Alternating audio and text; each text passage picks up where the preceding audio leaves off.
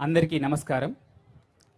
గౌరవనీయులైన మన రాష్ట్ర ముఖ్యమంత్రి వర్యులు శ్రీ నారా చంద్రబాబు నాయుడు గారికి, ఇక్కడికి వచ్చేసిన ప్రజాప్రతినిధులకు, ప్రజలకు మరియు మీడియా వారికి నా హృదయపూర్వక నమస్కారాలు. విజన్ స్వర్ణాంధ్ర 2047లో మొదటి సూత్రమైన పేదరిక నిర్మాణంలో భాగంగా ఎన్టీఆర్ పింఛన్ల పంపిణీ కార్యక్రమం కోసం మొదటిసారిగా అన్నమయ్య జిల్లాకు విచ్చేసినటువంటి మన గౌరవనీయులైనటువంటి ముఖ్యమంత్రి గారికి కృతజ్ఞతలు సార్.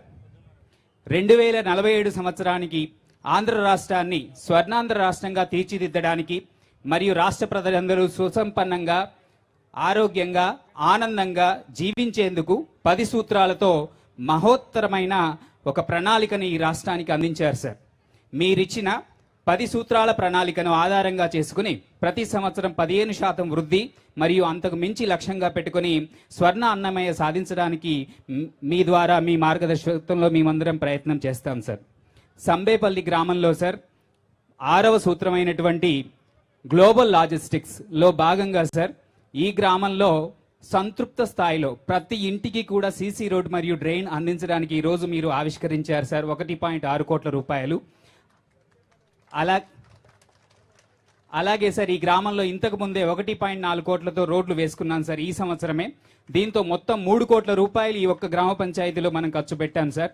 దీంట్లో శాచురేషన్ మోడ్లో మనం రోడ్లు మరియు డ్రైన్లు కల్పిస్తున్నాం సార్.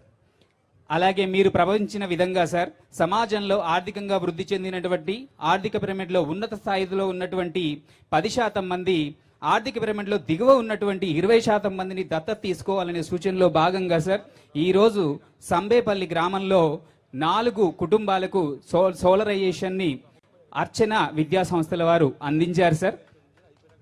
అలాగే సార్ కార్పొరేట్ సోషల్ రెస్పాన్సిబిలిటీలో భాగంగా సంబేపల్లి గ్రామం నుంచి ప్రజా రవాణా మొత్తం కూడా మనము ఎలక్ట్రిక్ వెహికల్స్ ద్వారా మనం వైపు అడుగులు వేస్తూ సార్ మొట్టమొదటి అడుగు వేస్తూ స్వర్ణ సంబేపల్లి 2040